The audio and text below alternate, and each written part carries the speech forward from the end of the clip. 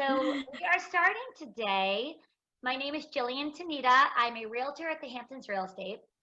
Since the pandemic began, I've been asked a lot of questions from my clients, friends, and family about the real estate market and how it's being impacted by COVID-19. I realize how important it is to share the information for everyone to access it and to also debunk some of the myths that are out there. So with that in mind, I created a panel discussion with 3 experts in the banking, lending, and real estate industries to discuss important topics regarding the real estate market in New Hampshire, but specifically the Seacoast. I hope you'll find this information valuable and informative, and of course you can feel free to share with whoever. So let me introduce my guests. Today, we are going to be talking with Bob Jones from Newburyport Savings Bank, Stephanie Welsh from RMS, which is Residential Mortgage Services, and Paula Pear from the Hamptons Real Estate. So, how is everyone today? Good. Doing good. Excellent. Alrighty. So before we begin, I'm just going to say that this is their own personal opinions and experiences, and it does not represent their company. So now that we have that out there, we're going to begin with Paul. So I'm going to tell everyone a little bit about him. You're the owner and broker of the Hamptons Real Estate. You've been a full-time realtor since 1978. You've been a top producing realtor in New England, have built over 170 homes. You have over 75 rentals on the Seacoast. You serve on many boards, including Hampton Beach Chamber of Commerce, Crime Line for the Hamptons, Seacoast Visiting Nurses, as well as Corporator for Provident Bank. Wow, you're pretty busy. And you're also my dad, which is going to make a fun dynamic in this. Okay, so I'm going to mute everyone else to make sure that we can hear everyone clearly. And let's do this, Paul. So, since you've been in real estate for over 35 years, can you please discuss the different recessions you've been through, as well as summarize the current real estate market in New Hampshire? Okay, well, actually, I started in the business full-time in 1979, and I was just adding them up the other day. I've been through 4 full-blown recessions, and every recession is different from the other. Okay, the first one I was in was 2 years into real estate, right around 1980, 1981, during the Jimmy Carter administration. And that was 18% interest rates on mortgages, a lot of people out of work, inflation was rampant, and that was the first one I was in. The most recent one I was in, excluding what we're in right now, was right around 2006, 2007, when the banks just basically imploded. There was such a thing out there called subprime market, and basically if you wanted a mortgage, didn't matter if you just came out of bankruptcy, didn't matter if you had the world's worst credit score, you could get a mortgage. So the bankers found out, you know, we can make more money if we buy this subprime paper, we get a higher interest rate, and there's a market for it. And what happened, they were selling quote unquote garbage paper. So all these huge banks like Wells Fargo, et cetera, found out that, hey, you know, this stuff that we bought for millions and millions of dollars is useless. We can't collect on it. And, you know, and they said their credit ratings were 700. The credit ratings were really 400. There's a lot of forgery going on, things like that. So every recession that I've seen is different from the last recession. Thank you. We good now? Okay. Now I can. Okay, thank you. Sorry about that. Alrighty. I got to remember to unmute myself. So we're going to start with Stephanie now. RMS, you have been with RMS for over 15 years. You are a senior loan officer. I know working with you, you're an expert in your field. You're always available for many of your clients, and your ultimate goal is to get anyone into a home and have them fit the best program as possible. So thank you, Stephanie. Yes. What we're going to say now is, my question is regarding everything that's happening now with COVID. Are you still writing loans? So yes, in this crazy time that we're in, we are actually extremely busy. And we are writing loans, lots of them. Last month as a company, we closed close to 800 million. And May is looking really pretty much the same. So, I mean, yes, we are definitely writing all, you know, FHA, VA, government, all of that stuff. I mean, there was a little, you know, there's been changes, obviously, because we've had to tighten things up due to everything going on. All the programs are available now still. We had a little, when everything first went down, there were some programs not available. Credit scores were, you know, the minimum was down to a 620. Sorry, up to a 680. We couldn't lend on anything unless you had at least a 680, but now we're back down to a 620 that we can certainly look at. So yes, business is good. It is, believe it or not. Obviously, you do need to be working, but yes, things are going fairly well. Thank goodness. That's good. All right. Yeah. Stephanie. So now we're going to jump to Bob. I know you have extensive experience in the banking industry, and you graduated from Suffolk. You entered the banking world. I'm not dating you here. 1973. You look way too young for me to say that. You built a strong clientele with over 40 years experience. Your current position is Vice President and Commercial Lender at Newburyport Bank. And prior to that, you were with the Massachusetts Growth Capital Corporation. I know in recent months, you've been exclusively working with clients who are in need of the federal PPP program. And Newburyport Bank to date has processed over 500 applications. You're also really active in your community and multiple nonprofit organizations as well. So let me ask, I know that business owners really want to know, in regards to the federal government with the PPP, which is the Payroll Protection Program, could you explain the program and what is most important for consumers to know? Sure. I think the program was designed to help with the maintaining employment, keeping their employees working and so forth. So in a lot of cases, they were shut down, but as long as they could justify bringing their employees back, or actually just bringing them back on the payroll. And what we're seeing, we saw a tremendous amount of folks who applied for the PPP. And basically the way that works is that 75% of the amount that is approved goes to payroll over an 8-week period.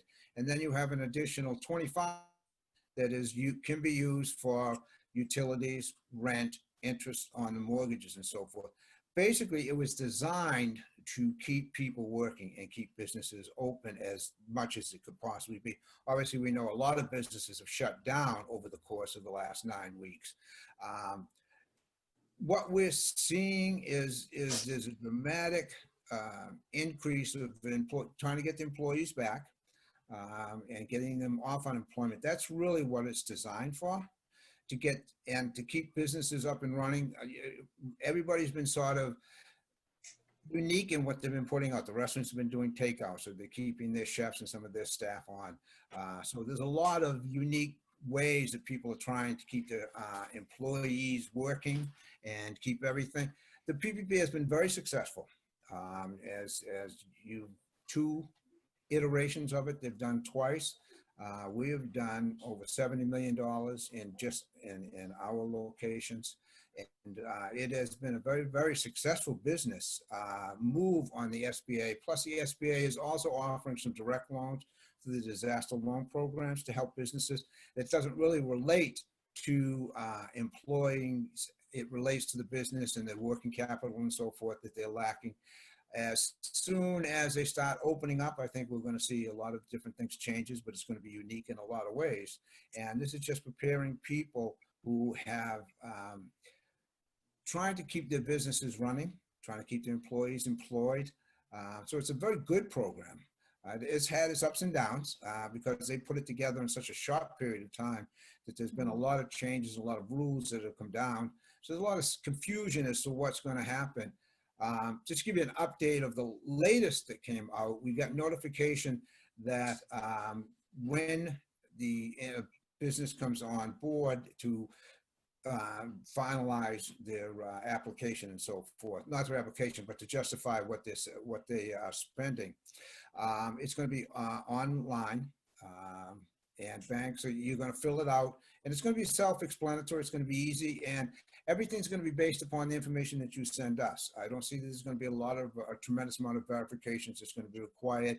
Just what did you spend your money on, what payroll, justify your payroll, and then show us that you spent the 25% on utilities and so forth, and it'll be forgiven. If there is a portion that's not forgiven, what will happen is it can convert to a loan for 18 months at 1%. So, you know, it's not a matter if you don't have the money, if it was spent inappropriately or something, you can just owe it back over an 18-month period. Okay. Wow, that's a lot of information. I'm glad it's gonna be online too. That'll be helpful for people. Yeah, I mean, it can be very confusing, and I have a lot of Yeah. my customers that are calling in and asking questions and so forth because they want to know if it's this little thing or what about that, and so, and you know, we get notifications and rules updates constantly. Yeah. Process. Yeah. I'm But, listening. Yeah. it has helped out a lot of small businesses. It really has, and it's been a very good program. And Good. hopefully things will start to come back. Yeah. Thank you. All right. So next up, we're going to move to Paul. Paul, in regards to the real estate market, how do you feel the New Hampshire Seacoast area will fare or differ compared to the rest of the state of New Hampshire? Well, let me say that we were talking about recessions before. Okay, every recession is different. If you look at the market and look at the economy back in January, okay, say January 15th, and you look at it today, everything come out today about the economy is dismal.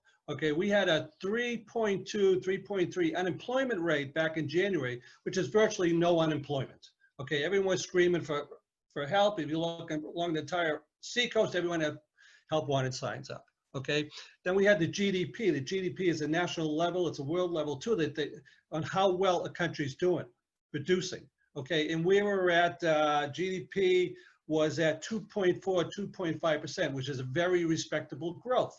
Okay, what's happened in the last 3 months? All right, just the opposite. The unemployment rate went from 3.2, 3.3 up to, depends on who you speak to. Okay, there's about 33, 35 million people out of work. And when it comes out this week, you'll probably see more. Okay, so the rate is at a minimum 15% right now of unemployment, which is very, very, very high. So in 3 months, we went from 3.2 to 15%. Okay, on the GDP, we went from 2.4 to a negative 4.4, just the opposite, which means this country hasn't produced anything. Okay, there hasn't been one positive aspect of the economy that's come out in the last 3 months. Okay, you know, you've seen the food lines on television, you're hearing that, you know, families are out of work, no one's working in Boston, you hear all these things, okay? And then you hear, now if I'm an outsider, okay, if I'm an outsider and I'm not in real estate, I'm not in business in the Seacoast, I'd say, geez, what did Stephanie just tell me? Stephanie just said to the public that she's doing very, very well this month and did very, very well last month. You know what? I'm going to tell you something. She's telling the truth. She's telling the truth. And regardless of all the negative we're hearing, the Seacoast, New Hampshire is holding up extremely well in real estate. Okay, considering we can't do open houses, considering a lot of sellers don't want us in the homes, considering that the lack of inventory is shrinking every week, that I'm looking at the daily stats. We chart about 13, 14 towns around the Seacoast in New Hampshire, okay? And these 13, 14 towns are getting activity, okay? Matter of fact, the Association of Realtors in New Hampshire, they have a weekly video and they actually questioned their own figures last week and saying, are we doing as well as we think? Now, I don't want to paint a rosy picture here, okay? Pre-January was a lot better than it is right now, okay? But if you ask any realtor that's out there working in the field right now, they're going to tell you they are rather surprised from what's going on right now, okay? Now, Stephanie will probably hit upon this, okay? But it could be a couple of things. I've always said, I'm going to put it bluntly, I've always said if the crap hits the fan, I want to be in the New Hampshire Seacoast, okay? Versus other parts of the state, versus other parts of New England. Okay, everyone wants to live in New Hampshire Seacoast. Now, I'm not talking about on the ocean. I'm talking about 10, 12 towns that we chart, okay? They have always been the last ones that go into a recession and the first ones to come out. Now, when you look further north, the North Country, say Jackson above there, okay, ski country, they're usually the first ones to go in and the last ones to come out. So we've been somewhat buffered. In 2006, 2007, when the whole New England area, parts of of the United States were inundated with foreclosures. We had foreclosures, there's no question about it, but we didn't have anything near the amount of foreclosures that other parts of the country had. Okay, and we came out of that, in those foreclosures, there were buyers for them. So basically right now, even with all the negative, I'm looking at, hey, there's things happening in the real estate market in the Seacoast area. Okay, I can't tell you what's going on in Florida. I can't tell you what's going on in Wyoming. I'm just telling you the Seacoast area, the houses that are going on the market. I mean, there's 2 houses in Hampton Falls this week that went under agreement for $1 million plus. Okay, so I think to the public, what I'd like to say is if you're holding off and you're thinking about selling, but you just feel that this is the right environment to sell, right now, don't hold off. Right now is absolutely the right environment. There are buyers out there. Now, they could be out there because they're sitting at home, they're bored, they finally have time to go look at homes, go online with virtual tours. I mean, we have our online presence. The number of hits we've been getting per week for the last 2 months is out of sight because the people have lots of time on their hands. And you talk to any Lowe's, Home Depot, or anything like that, you can't get near their parking lots right now. People are in there fixing up their houses, et cetera, et cetera. And even in this downtime, they're talking real estate. So I would say that you're hearing it from the people right now. This real estate market is not going down. Now, I can't speak 3 months from now, okay? But if there was gonna be a time that prices would go backwards, it would be right now. It probably is not gonna be 3-4 months from now when the people are back to work. Now, I'm rambling here, I know, but I think that, you know, if you take this unemployment rate of 15% plus, okay, and if it's still 15% plus 3 months from now, there could be a problem. So basically, the real estate market right now on the Seacoast area in lots of parts of New Hampshire is very healthy. And as I said, there's a lot of different reasons, but I think if these interest rates stay where they're at, right now, they're probably like right around 3 1/4. They could be lower. They could be lower. Matter of fact, they were lower a month and a half ago. They hit 2 3/4%, but the banks said, you know what? We can't, we're inundated with refis. We can't handle this. Okay, we got to jack these rates up because we don't have the manpower to handle this. So no one tells a bank that they have to lend at 2 3/4%. No one tells a bank they have to lend at 3 1/4. They want to be competitive, but if they're inundated with refis and they can't handle it, they're going to jack their rates up. You know, and a lot of people are confused right now. As I said, I'm rambling. A lot of people are confused right now because they hear the daily meetings with the government and they're saying that, you know, interest rates are 0%. No, that's the Fed rate. That's what the government's lending banks, et cetera, et cetera. That is not the rate for the public. Okay, there's not 0%. You're looking at 3 1/4 approximately, Stephanie will tell you, and on a 15-year fix, you're looking at right around 2.87 approximately. I'm done talking. Yeah, well, you kind of nailed it because we're going right to Steph, and we are talking about mortgage rates. So yeah, the general public is hearing about the zero, which, you know, we were going to talk about, and as well as forbearance. I know that's He stole all my thunder. He stole all my thunder. I had it all. I'm sorry, Stephanie. I'm sorry. You took it all. There. Yeah, but I would love to hear more about. My lips are sealed. My lips are sealed. Yeah. Oh, Stephanie, thanks. I'm going to mute them. So no, he is absolutely spot on. Everyone hears the Fed, you know, the Fed's dropped the rate to 0. Mortgage rates are not 0. They're pretty darn close. I mean, we are looking at 30-year fixed mortgages at below 3%. I mean, it's crazy. Obviously, so we are, like I said, that's for conventional stuff. Right now, we are seeing a little bit of an obstacle for government loans because of forbearance. You know, their typical profile is a little bit riskier. So, you know, investors are not, rates are a little bit higher on government stuff. Still phenomenal. I mean, when we're still talking, but, you know, some of them we're required to get some points or whatnot in government lending. It's just a little bit different, and that is because of forbearance. Steph, do you mind explaining what that is? Sure. Yeah. So that basically, forbearance is another word for kind of putting a pause on your mortgage. Unfortunately, like we we're just talking about, everybody you know, it's sad. It's a terrible time. So many people are losing their jobs, and just, you know, do I eat or do I pay my mortgage? You know, on the Seacoast, where so many of us are so grateful that are okay. But a lot of people can't. So it is an available option. that they can call their servicer and make sure that they get a forbearance, agreement put in place. Don't just stop making your mortgage payment. That's a big no-no. Some people just throw up their hands and say, forget it. Don't do that. Call the servicer if you have to, and get a forbearance agreement put in place. It's not forgiveness. You have to pay it back at some point, some way. You'll set up terms with your servicer. And like I said, they're all different, but they'll extend maybe your mortgage another 4 years or extend it over the rest of the life of your loan. But it's available if it's needed. Obviously, if you can pay your mortgage, you certainly should. And there are a lot of plans and new laws in place. One is called the CARES Act that is protecting homeowners, that people can take a look at. And what's the website? I just wrote it down. It's consumerfinance.gov is a great reference for people to, if they're in that situation, that they can take a look at and get a ton of information. That's super helpful. Yeah. Great.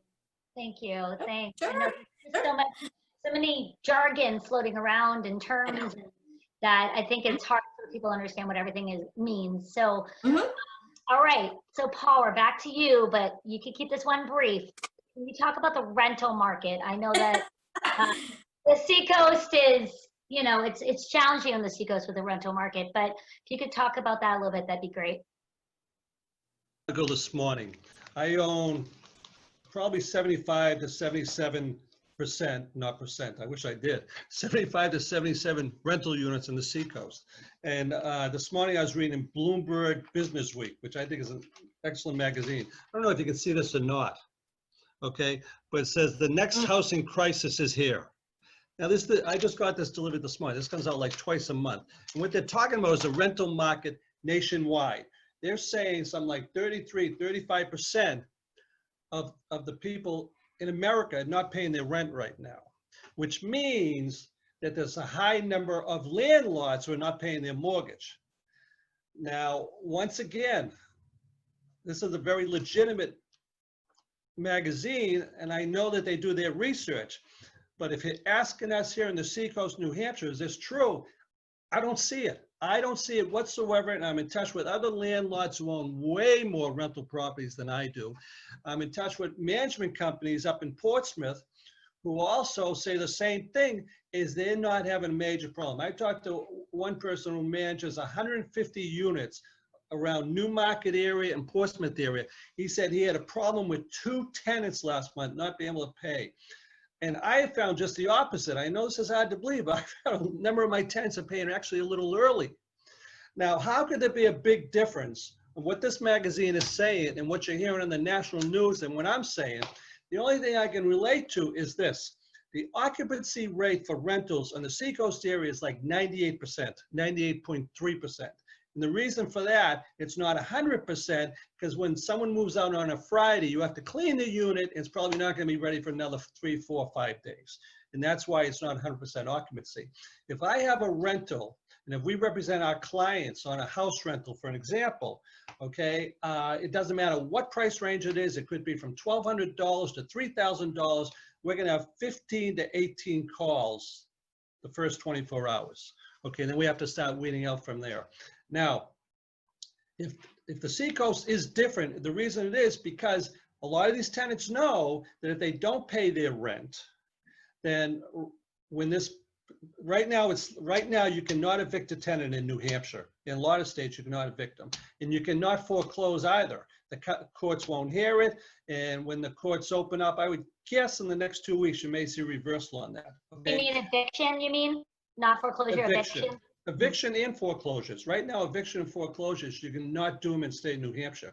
Matter of fact, on the evictions, you had people back in January or early February who were ready to go to court, and they stopped it.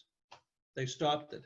So basically, I think the tenants know that we have a huge shortage of inventory for rentals. Okay, the only reason that we're having 15, 18 calls within 24 hours is because a lot of people don't have a place to live. They can't find a rental. We hear a lot of times, I've been looking 6 months for a rental. This time of year in May, you have a lot of winter rentals down Hampton Beach, Seabrook Beach, the people who have to get off the beach. summer season starting. And our phone may ring 10, 15 times a day. People looking for rental, and they have nowhere to go. A lot of them actually end up, believe it or not, in campgrounds down in Salisbury, Kingston, wherever, in a campground. So I think that they're saying, you know what, our number one priority is to pay our rent. Because if we don't pay our rent, we know it's going to be inevitable, we're going to be evicted, okay? Yeah. That's one reason I think that the Seacoast is holding up very well in regards to rentals. And the second reason is because right now they're collecting the unemployment plus the $600 per week. They possibly could have more money now per week than they did in January. So what I've seen during these recessions, these past recessions, is the rental market actually holds up extremely well. Let me give you one brief case. When all the houses were being being foreclosed on 12, 13 years ago, okay, I picked up a lot of those people who lost their homes as a rental. And they were paying, say, $4,000 per month, $4,500 per month, which they couldn't afford. But now they lost their home and the rental, say, $1,800 per month. They can afford $1,800 per month. And they're usually very, very good tenants. Even though they lost their home, they were foreclosed on and hurt their credit rating, they're actually very good tenants. But if you had one that was paying $4,500 per month and now they're paying $3,900 per month rent, that won't work. But basically, I don't see the next housing crisis is here, as Bloomberg stating. All right. Thank you. So, Bob, we're going to end with you. This is the big one.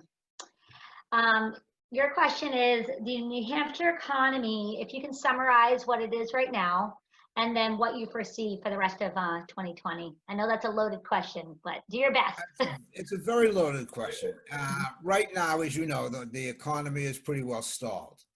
The businesses aren't open for the most part. People are waiting for phases to come in so they can reopen restaurants,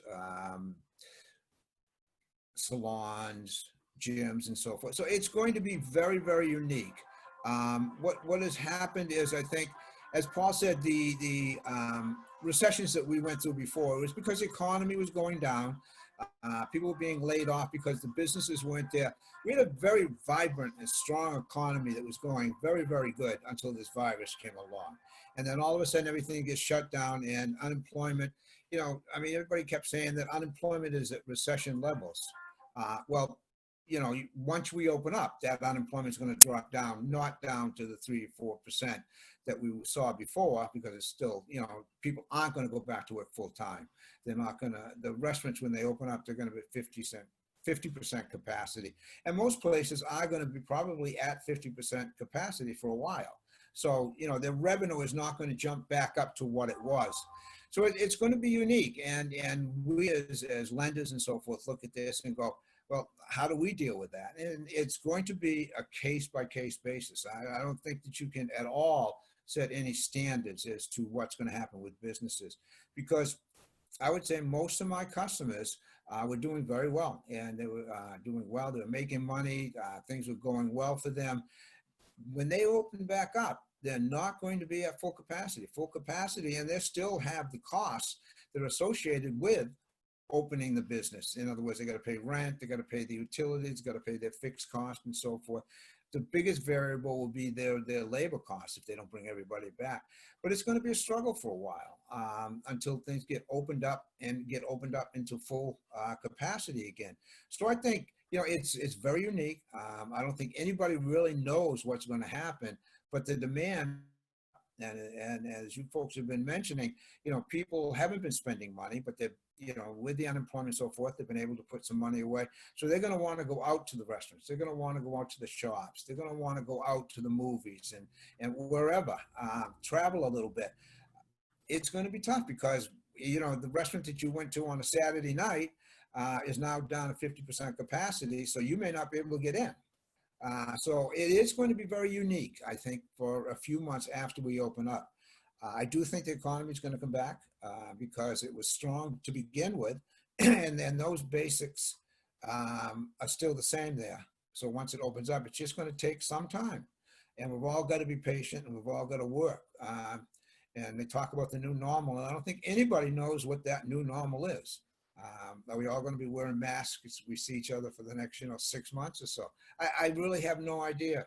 But I know from everybody I've talked to and with my contemporaries in the banking industry and so forth, we realize it's going to be a case-by-case basis. There's not going to be any one thing that's going to make things work or one thing that isn't going to make things work. You look at the business.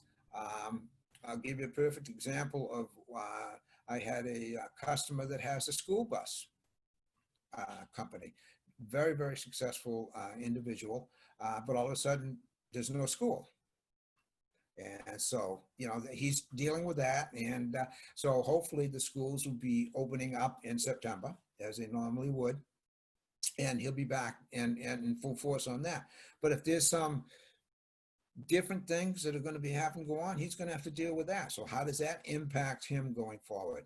So it's going to be very unique, and it's going to take some time to, I think, get back to what would be considered 100%. But if you look at the basics and the structure of the economy, it was good. And I still think it is good. And I still think the demand is out there. It's just going to be, we're going to be limited by the number of restrictions that is placed on us when we open up. Yes. Yep. Thank you. Yeah, I think it's very dynamic, fluid situation, and it's something that, this is why we're doing this panel today, to be able to provide this information, because it is information's coming out daily for, so that's why we're doing this. But I do want to unmute all of you, and I want to give you the opportunity, if you'd like, to be able to ask each other a question. No problem if you don't want to, but I do want to, if anybody had a follow-up question, otherwise, speak now or forever hold your peace. I have a question for Bob. Bob, this PPP program you've been working on, I mean, you're right in the firing pitch. You see what's going on. You know your clients. Is this program working for your people? Yes, it is. It is. And well, it's difficult in some because people are trying to come back.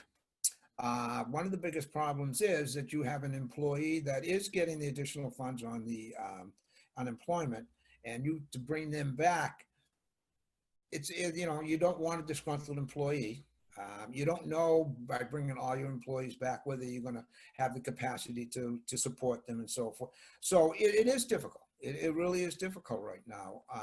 I think, and there's still a lot of their employees that are nervous about coming back into the marketplace. What does that mean? Is they going to get ill? Are they more susceptible to, getting contaminated or something? So yeah, but the program itself was designed and is doing exactly what it's supposed to have done. And I think a lot of businesses are surviving on that right now. It's an 8-week period. So that's probably going to run from, into June, early July. I don't know if there's going to be a new round of the PPP. I think I've heard some rumors that there will be, because there's still some businesses out there that can use that. And, it's what it does is, as you know, with most businesses, employee costs are a major expense, and this is helping them to be able to sustain themselves and not have to, have limited income coming in, but still have to support those employees. So it's a very good program, and the government was very good in doing it. And you commend them for, people say that, there's always something changing, but if you look at how quickly they turned this thing around and opened it up, it's pretty impressive. Very impressive the way they handled this. Great. I have a question for Stephanie. Yes. Mm-hmm. Yes, Stephanie. Oh wait. Okay, go ahead. I'm sorry. You actually see buys before we do, because they have to get pre-qualified. Yes. And once they're pre-qualified, then they usually call a real estate office. So you see them first. You notice any type of hesitation with buys? Oh my God, maybe I shouldn't be doing this right now. My parents told me I'm crazy. I should wait until prices drop or things like that. Are you seeing that at all when you talk to them? I've seen some, definitely. Like I've definitely got some pre-qualifications going. I just recently had a customer under agreement that said, you know what? I'm too nervous. I don't know what's going to happen. And he backed out of the whole deal. I have others that don't even they're not even giving it a second thought. Like they feel confident in their work. They're working from home. They felt no pause in employment, because that is key. I mean, you do have to still be working. Or if you're gonna refinance too, you can't be in forbearance, you know, things have to be moving along, you know, you're still gonna be working and everything. But no, I think it's, I'm gonna say more so people are going for it. They're just, you know, that they are, you know, not really hesitant. Like I said, I've seen, there's been a few, but very few. Yeah. Good. Good. And does anybody want to ask Paul a question? You don't have to, but. I did want to ask Bob a quick question. Are you still getting applications for the PPP loan? Because I know a few people that are actually even still waiting to hear back from their bank. Yes, the rush is gone. But we're still getting companies that are requesting the PPP loan. Is still available. The funds haven't run out. So there's still some that is, some people are doing it. They didn't, some who thought maybe we didn't need it, some who thought they didn't qualify. Excuse me. So yeah, there is some, not many, but there is some that is still coming in. I think if there's another round, and depending upon what the new regs are, you know, we may see another rush. And, you know, we're preparing ourselves now for that end of the 8-week period and the reconciliation of everything now. Because it will be the bank that will make the determination. And I'm sure there'll be a lot of questions when the time comes as to what kind of information do we need to supply? Well, you know, I did this, does this qualify? So yeah, it'll be another period of time that will take, you know, with all of these loans once we get all the information. But, you know, I think for the most part, yeah, I think it will work out, and I think it will work out well as a benefit to our local businesses. Hey, Bob, quick question. Once your clients have the PPP, they actually have the funds, and the government comes out with future programs, can they qualify for future programs, or because they got the PPP, that's the end of it? Maybe they might be able to. I'm not sure that the answer to that question from a regulation standpoint, whether or not they could. But if they come out with more funds, that may be part of the regulations. You know, you hear things like that more organizations may be eligible for this round if that you know, if that's the case. But there's nothing that really has come out in definitive regulations for us to be able to know for sure. Just to keep up with with all of the new regulations and keeping them, you know, in your head. All right. Well, I want to thank all of you for taking your precious time today to share all this valuable information. I really think that this is really useful and helpful, and I do think it answered a lot of questions, and which is the reason why I even did this to begin with. So thank you guys. And for anybody who's listening, I'm going to have in the comments information for how to contact everyone. So if you do have further questions, I'm hoping to do more of this because I do think it is valuable, and I think it's something that's, again, changing. So thank you, Stephanie and Bob and Paul. You're welcome. And, Thank you for having me. Thank you. Yeah, thank you. Thank you. Thanks. Thank you. Bye-bye. Bye.